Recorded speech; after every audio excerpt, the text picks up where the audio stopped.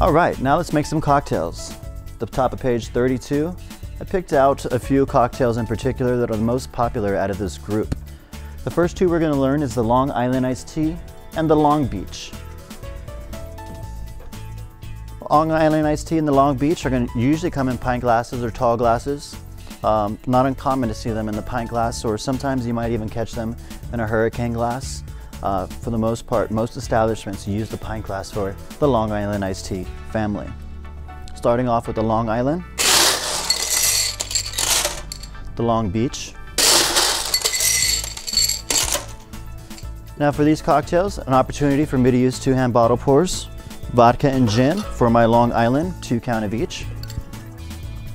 Vodka and gin for my Long Beach, 2 count of each. And triple sec and rum, 2 count of each. Long Island, Long Beach. And some places, East Coast, West Coast, they will even add an additional ½ ounce of tequila. Depending on where your establishment is, you might want to check with the bar owners before adding that extra ½ ounce of tequila. For all our teas, we're going to do a sweet and sour fill, almost a fill for our Long Island, sweet and sour almost a fill for our Long Beach.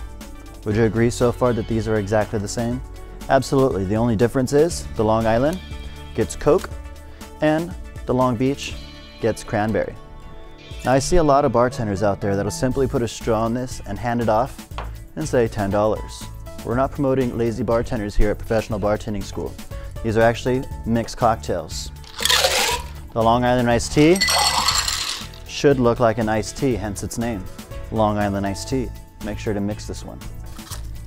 Rinsing out my shaker tin, I'll mix also the Long Beach. It should be a solid reddish color for the Long Beach. So take the time to mix these cocktails and the individual will really thank you at the end.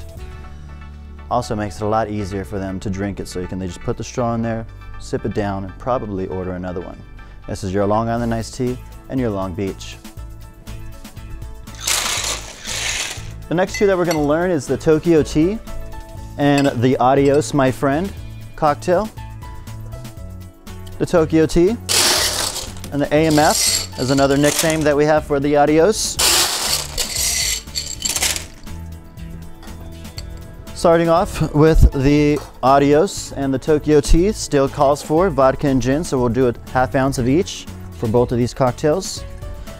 And we're going to use rum and blue carousel for the Adios, my friend. And we'll put that back. And for the Tokyo Tea, Midori, what does it taste like? If you said melon, that's correct.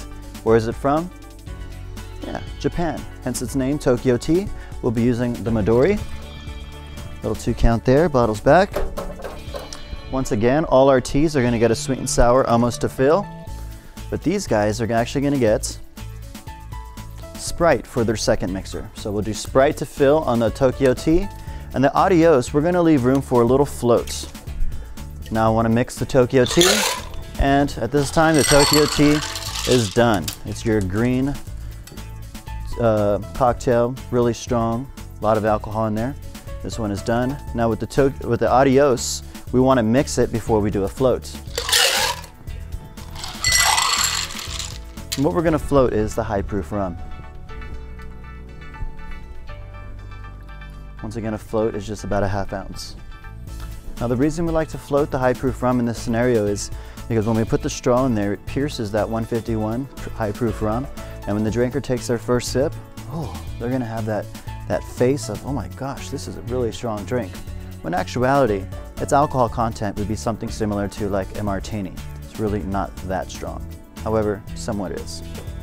The AMF and your Tokyo Tea.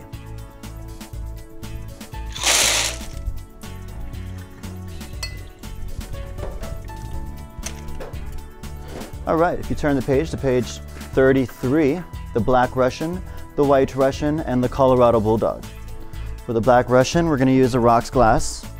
For the White Russian, we'll use a rocks glass. And for the Colorado Bulldog, we're going to use a tall glass. Now, this is also known as a Black Russian family. Black Russian, we're only going to go halfway with ice. And the reason is because there's no mixer. It's all alcohol. We want to make sure we have the Rocky Shore look.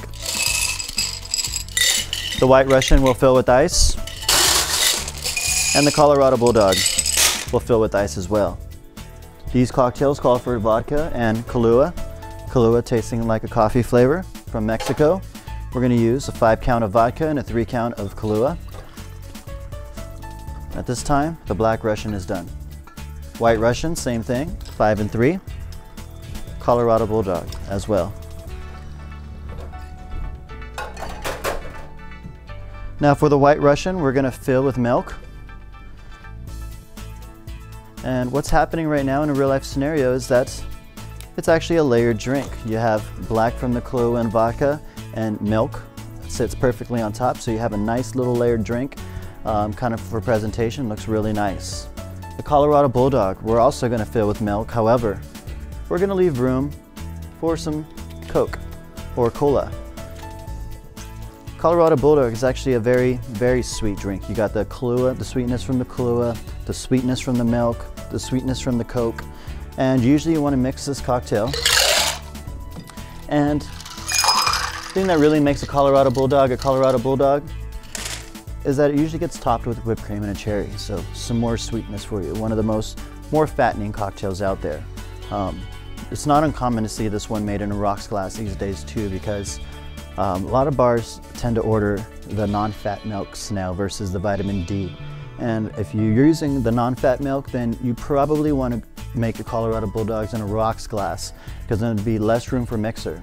And in that scenario, that percent milk can be very watery, and pretty much what you're doing is watering down a cocktail. So depending on what type of milk you're using, you want to distinguish what type of glass you want to put it into.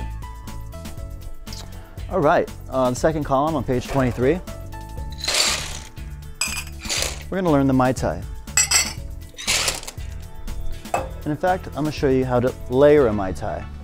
We're going to be using the Hurricane glass for the first time on this cocktail. Now, I'm going to show you actually how to layer this drink. And to layer the Mai Tai, you want to start off with the grenadine first. Then we're going to add the ice.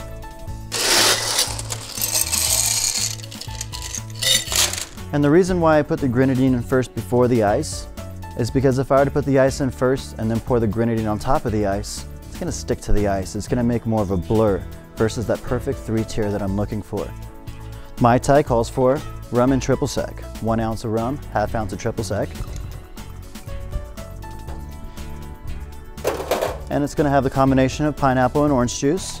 An opportunity for me to use 2-hand juice pourers. And I'm going to leave room for the dark rum floats.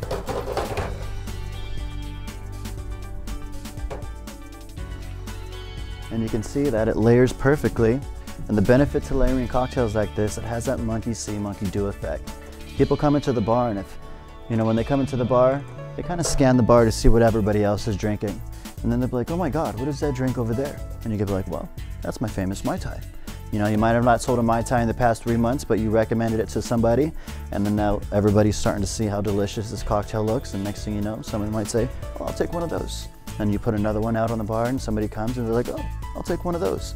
Next thing you know, you sold 8 Mai Tais in the past hour after never serving one in the past 3 months. So that's really the benefit of layering cocktails. It has so much appeal, makes the cocktail look really, really delicious. So a fun technique to take with you.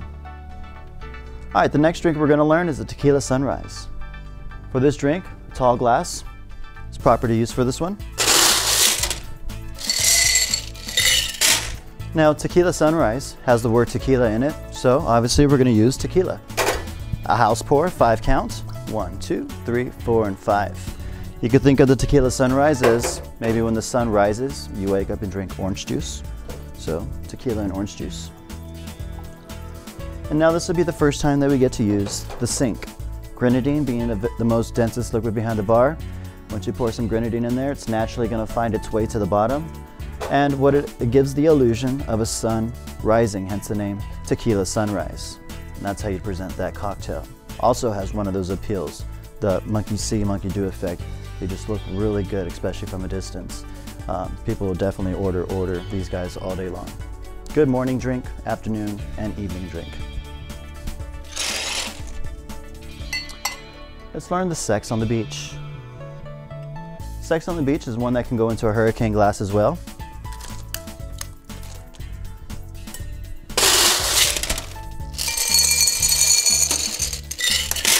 This one's going to call for a vodka and peach schnapps. An opportunity for me to use a 2-hand bottle pour once again, 5 and 3. And for this recipe, we'll be using cranberry and pineapple juice, 50% of each. And this should actually be a mixed cocktail. So I would actually take the time to mix this drink carefully. And it'll actually have a nice little pinkish color to it. Sex on the Beach, a very popular cocktail. Originated out of Miami, I believe. One of the original ways of making the Sex on the Beach is actually using cranberry and grapefruit juice. However, you'll notice that there are a few different recipes for this one. This is one of 3 different ways of making it. Very popular with the use of cranberry and pineapple. Another popular drink out of this section, let's go with the Lynchburg lemonade. After working right across the street from the Marine base, I've noticed that our military here in town love their whiskey, and they actually love their Lynchburg lemonades. The Lynchburg lemonade actually calls particularly for the Jack Daniel's whiskey, which is actually made in Lynchburg, Tennessee, hence his name Lynchburg lemonade. We'll be using triple sec and a whiskey, 5 and 3. And this one calls for sweet and sour, almost to fill, and Sprite for our splash, right up to the rim. And usually I like to take the time to mix this cocktail as well. Anytime that you have carbonation in your cocktails, you always want to use this mixing tin technique versus capping it and pulling it back once, because you have all that carbonation in there. You want to avoid it spraying all over the place, in addition on yourself. So different mixing style techniques there too. That's your Lynchburg lemonade. All right, let's learn the margarita. Very popular cocktail here around town, especially being so close to the border we are here in San Diego. When it comes to the margarita, you want to ask a couple questions. Usually on the rocks, salt, and people will say yes. Or the other option is for it to be blended. I try to avoid blending the margarita for the drinkers, because when you start to blend cocktails, it kind of waters down the drink, and you get a lot of complaints of, well, there's no alcohol in here. Well, of course, you just ordered a blended drink. So I like to recommend these cocktails such as the margarita on the rocks, so you can taste, the ratio is exactly where you want it. So we'll just say this is on the rocks with salt. So I'll salt the rim of the glass first. Once again, bringing out my sugar caddies with the salt on there. I can grab a hurricane glass, dip it into the lime juice, and I'm going to salt the rim. So now I have a salted rim glass there. And I could actually build directly into that glass as well. Careful not to shake off all the salt. The margarita calls for tequila and triple sec, 5 and 3. 1, 2, 3, 4, 5. The tequila. And actually we're going to use a fresh squeezed lime wedge in this one. And you can drop that lime wedge right in there. And a fill with sweet and sour. Now, because I squeezed a fresh squeezed lime in there, I want to take the time to mix this cocktail. Careful not to ruin the salt. Put it right back. The lime is in there still. And you'll notice that you'll just lose maybe a little bit salt from pouring it out, but usually that's where I'll take an additional lime garnish and just kind of fill in that blank. Present it with the straw and serve. Delicious cocktail, very popular here in San Diego.